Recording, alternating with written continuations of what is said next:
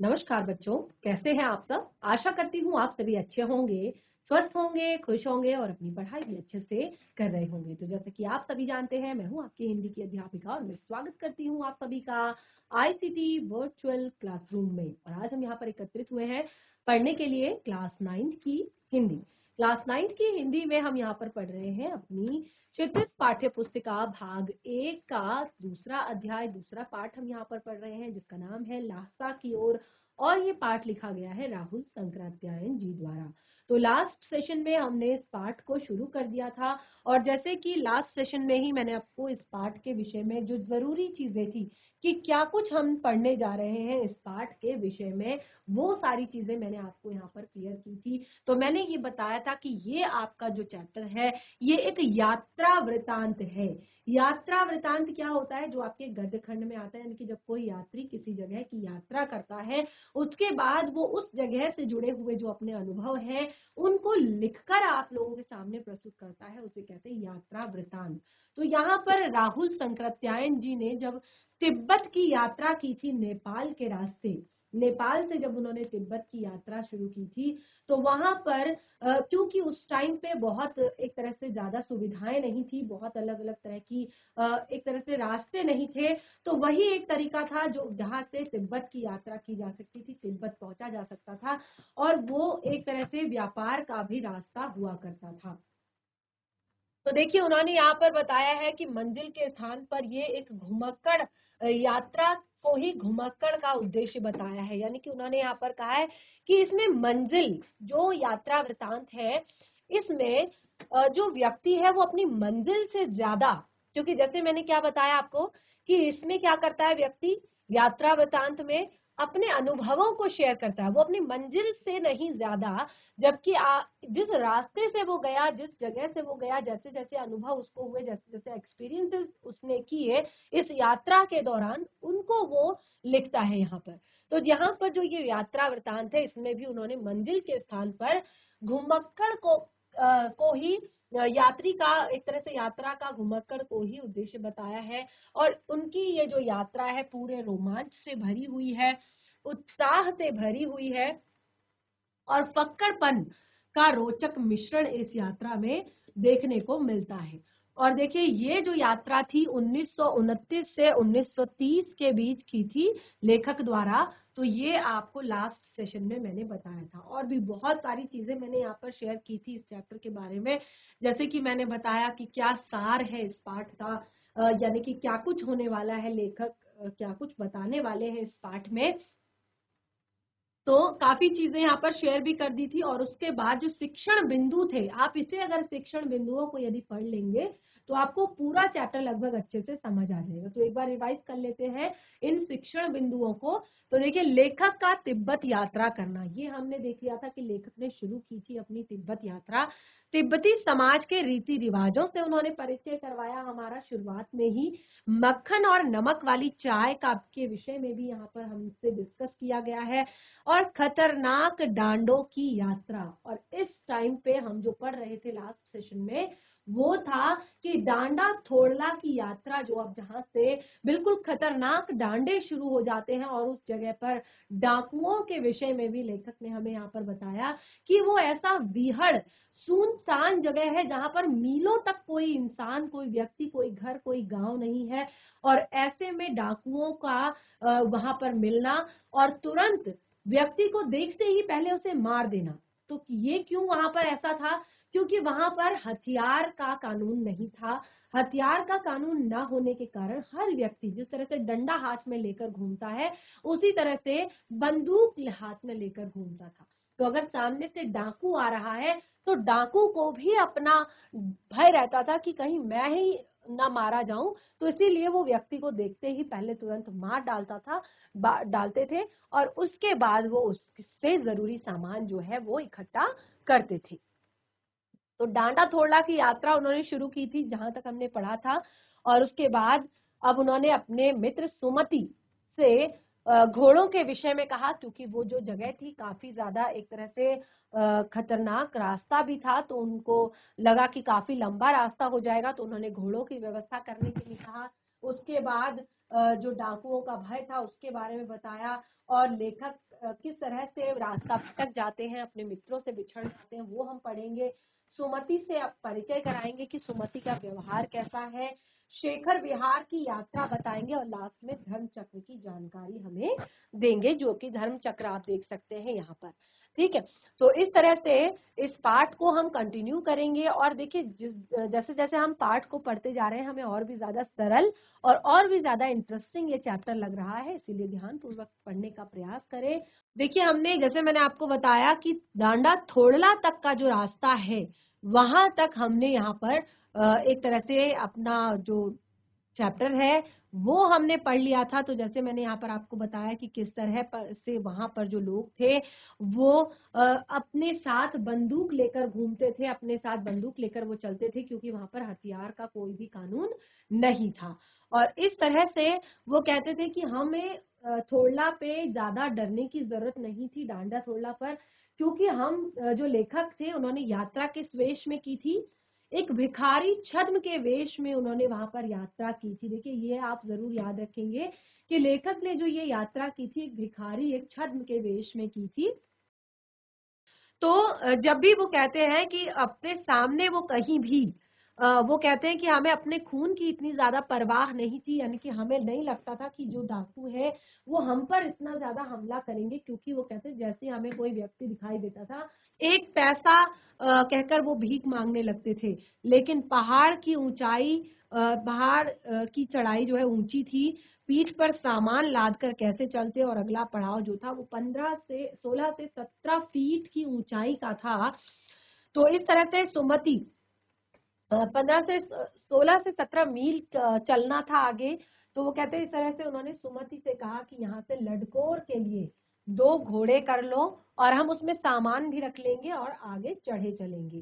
तो इस तरह से हमने यहाँ तक लास्ट सेशन में अपना चैप्टर पढ़ा था। अब देखिए, तो देखिए यहाँ पर आगे हम अपने चैप्टर को कंटिन्यू करते हैं। दूसरे दिन लेखक अपने दूसरे दिन के विषय में बताते हैं कि दूसरे दिन घोड़ों पर सवार होकर, जब घोड़े कर लिए उन्होंने, तो दूसरे दिन घोड़े पर सवार होकर ऊपर की ओर चल पड़े। दूसरे दिन क्या है, वो घोड़ों पर सवार होकर ऊपर की ओर चल पड़े। डांडे से पहले, जो डांडा जहां से स्टार्ट होता था, डांडे से पहले उन्होंने एक जगह पर चाय पी और दोपहर के वक्त डांडे के ऊपर जा पहुंचे। देखिए ये सही समय था बिल्कुल डांडे पर चढ़ने के लिए, क्योंकि रात्रि का जो समय था वो बिल्कुल भी सही नहीं था डांडे पर जाने के लिए। तो यहाँ पर देखिए दूसरे दिन वो कहते हैं हमने घोड़ों पर सवार होकर ऊपर की ओर हम चढ़े, और हम समुद्र तल से, उस टाइम पे वो बताते हैं कि हम समुद्र तल से 17 से 18 फीट की ऊंचाई पर खड़े थे। 17 से 18 फीट की ऊंचाई पर खड़े थे। हमारी दक्षिण की तरफ पूरब से पश्चिम की ओर हिमालय के हजारों श्वेत शिखर चले गए थे। भाटे की ओर दिखने वाले पहाड़ बिल्कुल नंगे थे, न वहां कोई बर्फ थी, न कोई वहां सफेदी थी, न किसी तरह की हरियाली थी, और उत्तर की तरफ भी बहुत कम बर्फीली चोटियां दिखाई पड़ती थी। सर्वोच्च स्थान पर डांडे के देवता का निवास था, जो पत्थरों के ढेर, जानवरों की सींगों और रंग बिरंगी कपड़ों की झंडियों से सजाया गया था। तो देखिए जो तिब्बत के जो लोग होते हैं, आपने चैप्टर पढ़ा होगा यहाँ पर जो यात्रा थी, एक 9th क्लास में आपने, 9th या 10th क्लास में आपने चैप्टर पढ़ा, आप 9th क्लास में पढ़ेंगे आगे एक और चैप्टर, तो उसमें आप देखेंगे कि किस तरह से इनको क्या कहते हैं, एक तरह से बौद्ध पताकाएं कहते हैं, और ये यहाँ पर लगाई जाती है। जो रंग बिरंगी पताकाएं होती हैं वो एक तरह से जब कोई शुभ काम होता है उस पर लगाई जाती है, और इन पे बौद्ध जो मंत्र है वो लिखे हुए होते हैं। तो यहाँ पर उन्होंने कहा जो ये मंदिर था, देवता का स्थान था, यहाँ पर पत्थरों के ढेर थे, जानवरों के सींग थे, और रंग बिरंगे कपड़े की झंडियों से इन्हें सजाया गया था।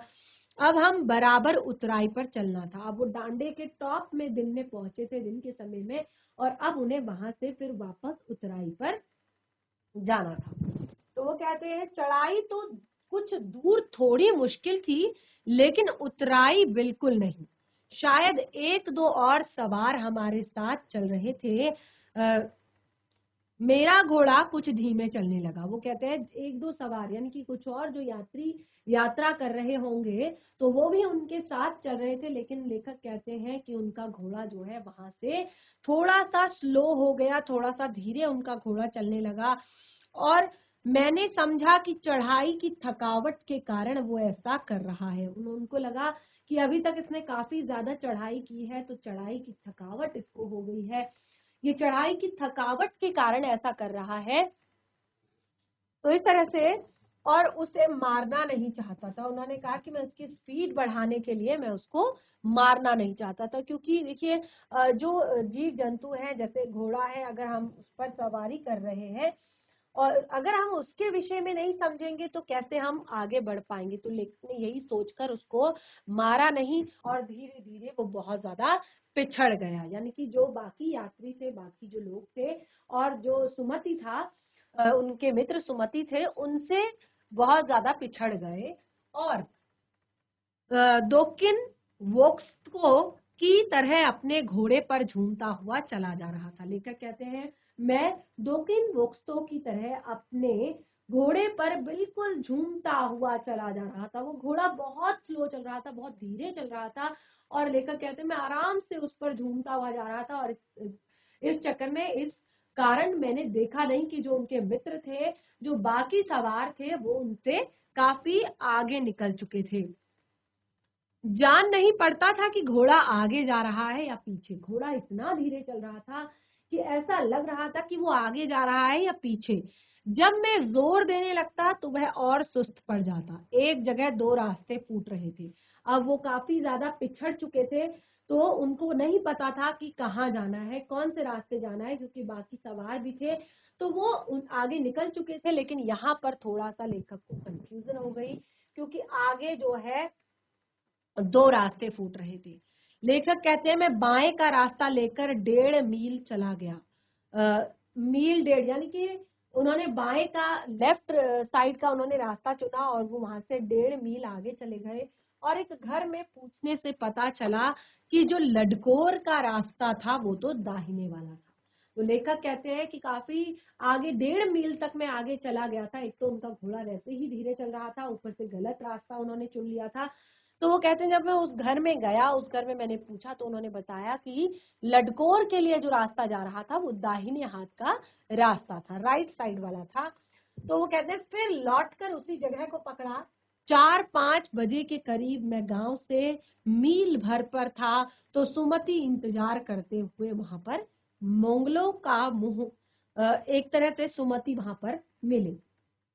तो वो कहते हैं कि मैं गांव से 1-1.5 मील ही पीछे था, लेकिन सुमति वहां पर मुझे मिल गए। तो सुमति के लिए वो कहते हैं, देखिए अपने दोस्त, अपने मित्र सुमति का परिचय वो यहाँ पर देते हैं एक तरह से मजाकिया अंदाज में। वो कहते हैं कि मोंगलों का मुख तो वैसे ही लाल हुआ होता है, ठीक है, और अब तो वह पूरे गुस्से में थे क्योंकि उनको इतना वेट करना पड़ा। अभी तक वो गांव पहुंच चुके होते, इतना इंतजार करना पड़ा। तो वो कहते हैं कि अब तो वह पूरे गुस्से में थे और उन्होंने कहा मैंने 2 टोकरी कंडे फूक डाले हैं। कंडे क्या होता है? गोबर के उपले जो बनाए जाते हैं, ठीक है। वो कहते हैं तुम्हारे इंतजार में मैंने 2 टोकरी कंडे फूक डाले और 3-3 बार चाय को गर्म किया है। मैंने बहुत नरमी से जवाब दिया। अब वो गुस्से में थे उस टाइम पे, और वो कहते हैं कि मैंने जो है तुम्हारे इंतजार में 2 टोकरी कंडे जो है फूक दिए हैं और साथ ही चाय को 3-3 बार जो है गर्म कर दिया है। और वो लेखक कहते हैं कि मैंने नरमी से, आराम से जवाब दिया, लेकिन मेरा कसूर नहीं है मित्र। वो कहते हैं मैंने नरमी से, बहुत ही प्यार से जवाब दिया, कहा कि लेकिन मेरा कसूर नहीं है मित्र। देख नहीं रहे हो कैसा घोड़ा मुझे मिला है? मैं तो रात तक पहुंचने की उम्मीद रखता था। खैर, सुमति को जितनी जल्दी गुस्सा आता है उतनी ही जल्दी ठंडा भी हो जाता है। तो सुमति से भी यहाँ पर परिचित कराया है लेखक ने। वो कहते हैं उनको जितना जल्दी गुस्सा आता है उतनी जल्दी उनका गुस्सा ठंडा भी हो जाता है। लडकोर में वह एक अच्छी जगह पर ठहरे थे। लडकोर जो था वहां पर वो एक अच्छी जगह पर ठहरे। यहाँ पर उनके अच्छे यजमान थे। यहाँ पर उनके अच्छे यजमान थे। यजमान क्या होता है, जैसे जो पंडित होते हैं जिनके घर पूजा करने जाते हैं तो वो उनके यजमान होते हैं। ठीक है, तो सुमति जो है उनके यजमान, सुमति के यजमान वहां पर रहते थे। तो उन्होंने पहले तो चाय और सत्तू खाया। पहले वहां पर अच्छी जगह पर वो रुके थे, वहां पर पहले उन्हें चाय और सत्तू मिला और रात को गर्मा गर्म थुप्पा भी मिला, जो कि जो नूडल्स होते हैं, सूपी नूडल्स जिसको हम कहते हैं थुप्पा, तो रात को उन्हें गर्मा गर्म थुप्पा भी मिला। तो इस तरह से यहाँ पर लेखक की अभी जो लडकोर तक की जो यात्रा है वो काफी अच्छे से यहाँ पर हुई। तो इसके बाद आगे बढ़ते हैं। अब वो कहते हैं हम तिरड़ी के विशाल मैदान में थे। आगे बढ़े और वो कहते हैं अब हम तिरड़ी के विशाल मैदान में थे, जो पहाड़ों से घिरा हुआ एक टापू सा मालूम होता था, जिसमें दूर तक एक छोटी सी पहाड़ी, दूर एक छोटी सी पहाड़ी मैदान के भीतर हमें दिखाई पड़ती थी। उसी पहाड़ी का नाम है तिरड़ी समाधि गिरी। तो वो कहते हैं अब हम तिरड़ी के मैदान में थे और काफी बड़ा मैदान था, और उस मैदान के बीचों बीच एक तरह से पहाड़ों से घिरा हुआ ये टापू सा मालूम होता था, और एक छोटी सी पहाड़ी वहां मैदान के भीतर थी, और वो उसी कहते हैं उसी पहाड़ी का नाम था तिरड़ी समाधि गिरी। आसपास के गांव में भी सुमति के कितने ही यजमान थे। कपड़े की पतली पतली चीरी बत्तियों के गंडे खत्म नहीं हो सकते थे, क्योंकि बोध गया से लाए कपड़े के खत्म हो जाने पर किसी कपड़े से बोध गया का गंडा बना लेते थे। वह अपने यजमानों के पास जाना चाहते थे। मैंने सोचा यह तो हफ्ता भर इधर ही लगा देंगे, क्योंकि देखिए उस टाइम पे दिया जलाने के लिए, बत्ती जलाने के लिए जो हम दिया जलाते हैं तो कॉटन या रुई नहीं हुआ करती थी। तो कपड़े के एक जो शुद्ध साफ जो कपड़ा होता है, उस साफ कपड़े से लंबी लंबी बत्ती की जो चीरियां बनाई जाती थी। तो पंडित जी जो है वो हर घर में जाकर उन बत्ती की जो चीरियां हैं उनको देकर आया करते थे।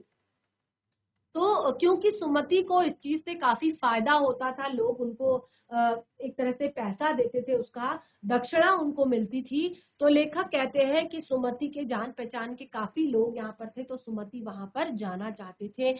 लेकिन लेखक कहते हैं मुझे लगा कि सुमति यहाँ पर कहीं हफ्ता भर ना लगा दें, तो मैंने उससे कहा जिस गांव में ठहरना हो उसमें भले ही गंडे बांट दो, मगर आसपास के गांव में मत जाओ। इसके लिए मैं तुम्हें लाहसा पहुंचकर रुपए दे दूंगा। तो वो क्या कहते हैं, उन्होंने कहा कि हम जिस गांव में ठहरे हैं तुम वहीं जाकर ये जो आपके गंडे हैं वो बांट देना, बाकी आसपास के गांव में मत जाना। जो तुम्हारा लॉस होगा यानी कि गंडे ना बांट पाने का, उसके लिए मैं तुम्हें लहासा जाकर पैसे दे दूंगा।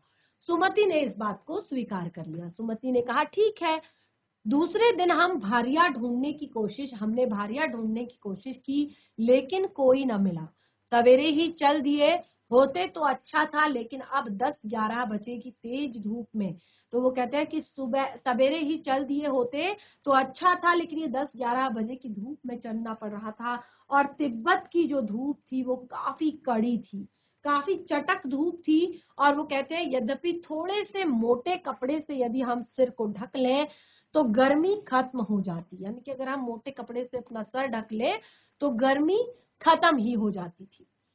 तो वो कहते हैं कि आप 2 बजे सूरज की ओर मुंह करके चल रहे हैं, ललाट धूप से जल रहा है, पीछे का कंधा बर्फ हो रहा है। फिर भी हमने पीठ पर अपनी अपनी चीजें लादी, डंडा हाथ में लिया और फिर से चल पड़े।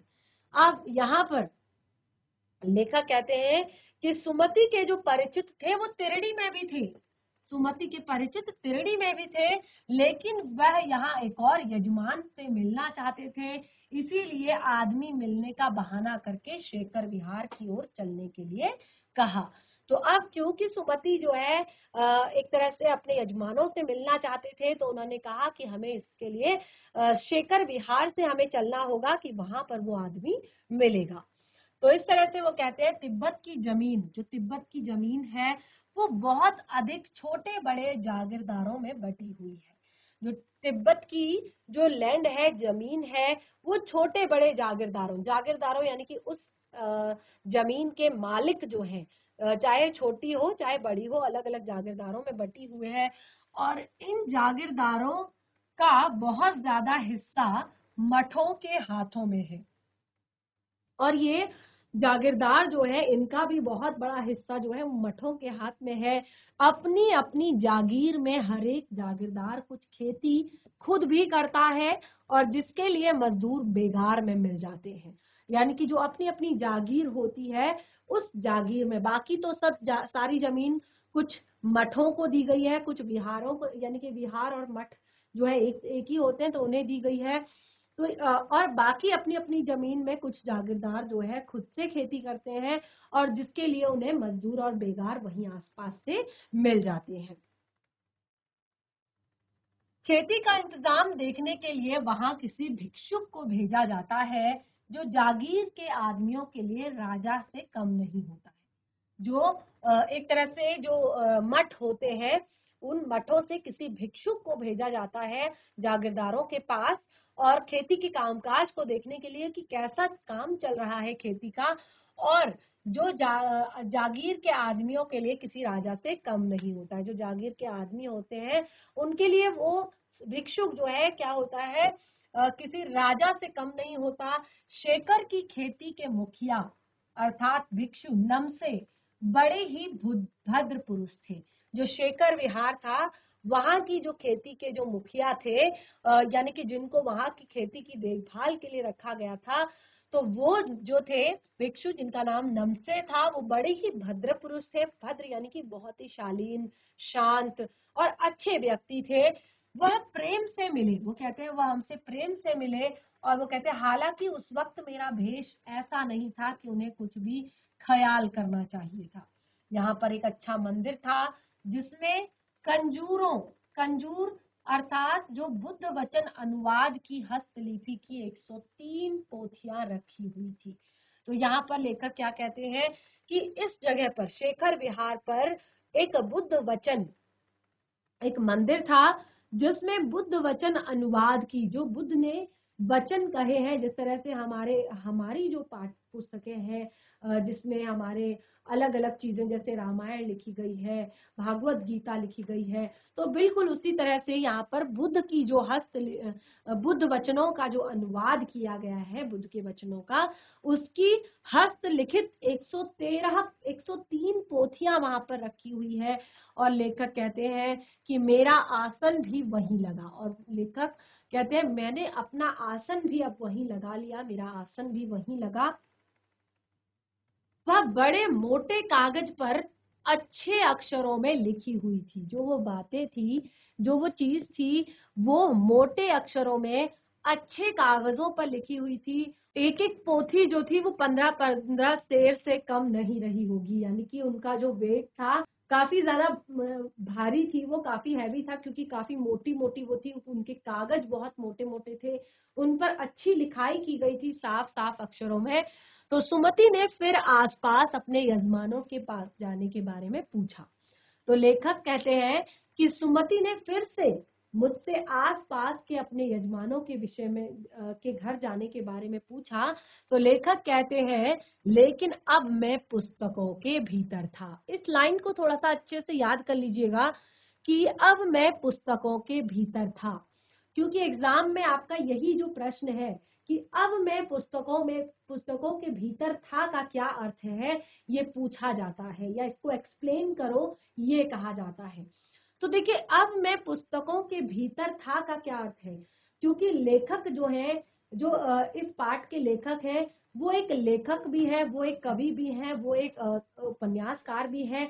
तो उनको पुस्तकें, देखिए हमें जो चीज ज्ञान प्राप्त होता है वो सबसे ज्यादा ज्ञान प्राप्त होता है यात्रा से और किताबें पढ़ने से। अगर आपको अपना शब्दकोश बढ़ाना है, अगर आपको काफी अच्छे से अगर किसी चीज की नॉलेज अगर आपने लेनी है, तो आपको ज्यादा से ज्यादा पुस्तकें पढ़ने की आदत डालनी होगी किसी भी विषय में। ऐसा नहीं है कि मैं साइंस का स्टूडेंट हूँ, मैं आर्ट्स का स्टूडेंट हूँ, या मैं हिंदी मैं इंटरेस्टेड हूँ। आपको जो भी सब्जेक्ट मिलता है आपको उसको पढ़ना चाहिए, समझना चाहिए, उसके बारे में आपने ज्ञान जो है, नॉलेज जो है अपना बढ़ाना चाहिए। तो लेखक कहते हैं अब मैं पुस्तकों के भीतर था, यानी कि अब तो मेरे पास एक बहुत बड़ा भंडार था जिसको मैं बहुत आराम से, वो बहुत ज्यादा रुचि थी उनकी इसमें पढ़ने में, तो वो काफी अच्छे से आराम से उन पुस्तकों को पढ़ना चाहते थे। और वो कहते हैं इसीलिए मैंने उन्हें जाने के लिए कह दिया, क्योंकि उन्हें भी समय चाहिए था, है ना, दोनों को अपने लिए समय चाहिए था। लेखक को यहाँ पर पुस्तकें पढ़ने के लिए समय चाहिए था, और सुमति को अपने जो यजमान है उनसे मिलने के लिए समय चाहिए था। तो यहाँ पर लेखक कहते हैं कि दूसरे दिन वह गए, मैंने समझा 2-3 दिन लगेंगे। लेखक कहते हैं मुझे लगा कि अब तो सुमति को बहुत अच्छा सा टाइम मिल गया है, वो 2-3 दिन में ही आएंगे, लेकिन वह उसी दिन दोपहर के बाद चले आए। तिरड़ी गांव वहां से बहुत दूर नहीं था। हमने अपना अपना सामान पीठ पर उठाया और भिक्षु नमसे से विदाई लेकर वहां से चल पड़े। तो देखिए इस तरह से बहुत ही सुंदर, बहुत ही प्यारा ये यात्रा वृतांत हमने पढ़ा, जिसमें लेखक ने काफी अच्छे अच्छे अनुभव अपने यहाँ पर हमसे शेयर किए, अपने अच्छे अनुभवों को उन्होंने बताया। अब देखिए यहाँ पर जो प्रश्न है इस पार्ट से जुड़े हुए, मुझे लगता है कि बहुत ज्यादा टफ नहीं होंगे आप लोगों के लिए, क्योंकि चैप्टर को काफी अच्छे से पढ़ लिया है अब आपने। तो पहला प्रश्न है यहाँ पर, थोड़ला के पहले आखिरी गांव पहुंचने पर भिखमंगे के वेश में होने के बावजूद लेखक को उचित ठहरने के लिए स्थान मिला, जबकि दूसरी यात्रा के समय भद्र वेश में भी उन्हें उचित स्थान नहीं मिला, क्यों? तो देखिए यहाँ पर थोड़ला के बारे में जो बताया था कि वहां पर जब वो एक तरह से भिखारी के वेश में गए थे, छद्म के वेश में गए थे, तो उस टाइम पे उन्हें अच्छा रहने के लिए मिला और अच्छे से वहां पर आराम करने के लिए मिला। लेकिन जब दूसरी यात्रा में वो अच्छे से गए, भद्र वेश में गए, तब उन्हें ये चीजें नहीं मिली। क्यों नहीं मिली? क्योंकि पहले जब वो गए तो उस टाइम पे वहां पर वो शाम के समय पहुंचे थे, और शाम के समय वहां पर लोग जो है छड़ पीकर आराम से बिल्कुल मदमस्त होकर रहते हैं, और वो सबकी हेल्प करते हैं, सबकी मदद करते हैं, और उस टाइम पे उनको काफी अच्छा रहने के लिए स्थान भी वहां पर मिल गया, काफी अच्छे से खाना पीना वहां पर मिल गया। लेकिन जब वो अच्छी तरह से गए थे तो उस टाइम पर लोगों ने एक तो उनके साथ कोई दया भाव नहीं दिखाया, और दूसरा कि वो समय अलग था जब वो गए थे, तो उस टाइम पे वहां पर लोगों की जो थोड़ा सा एक तरह से रहन सहन या विचारधारा परिवर्तित शायद वहां पर हो गई थी, तो इसीलिए वो लोग वहां पर नहीं रह पाए अच्छे से, नहीं उनको रहने का उचित स्थान मिल पाया। दूसरा है, उस समय के तिब्बत में हथियार का कानून न रहने के कारण यात्रियों को किस प्रकार का भय बना रहता था। देखिए उस समय तिब्बत में हथियार का कानून नहीं था, तो यात्रियों वहां पर जितने भी लोग थे वो बिल्कुल जिस तरह से डंडा हाथ में लेते हैं उस तरह से बंदूक हाथ में लिए वो हमेशा रहते थे। और क्योंकि वहां पर जितने भी यात्री आते थे उनको जो डाकू थे वहां के, वो क्या करते थे, तुरंत मार दिया करते थे, क्योंकि डाकुओं को भी स्वयं का भय रहता था, स्वयं का डर रहता था कि हमें भी, अगर हम इन्हें नहीं मारेंगे तो हमें मार दिया जाएगा। अब देखिए लेखक लडकोर के मार्ग में अपने साथियों से किस प्रकार बिछड़ गया, क्योंकि लेखक का जो घोड़ा था वो बहुत ज्यादा धीरे धीरे चलने लगा, और लेखक को लगा कि ये चढ़ाई के कारण थक गया है, और उतराई में वो और ज्यादा धीरे चलने लगा, और लेखक जितना उस पर जोर देते उतना वो और ज्यादा धीरे चलने लगता, और इस कारण लेखक अपने मित्रों से काफी ज्यादा पिछड़ गए थे। और देखिए काफी सुंदर प्रश्न है यहाँ पर, और मुझे लगता है कि इन प्रश्नों को आपने स्वयं से करना चाहिए, जिससे आपको पाठ भी रिवाइज हो जाएगा, और जो पाठ आपने पढ़ा है वो अच्छे से समझ भी आ जाएगा। तो जितने प्रश्न हमने यहाँ पर डिस्कस किए हैं उसे अपनी कॉपी में करें, और साथ ही जो होमवर्क में दिया है उसे भी अपनी नोटबुक में नोट करें। इस तरह से हमारा आज दूसरा चैप्टर यहाँ पर कंप्लीट होता है, हमारी क्षितिज पाठ्य पुस्तिका भाग 1 का। और इस तरह से यहाँ का सेशन भी हमारा समाप्त होता है। हम मिलेंगे अपने नेक्स्ट सेशन में एक नए पाठ के साथ। तब तक के लिए धन्यवाद। आपका दिन शुभ हो।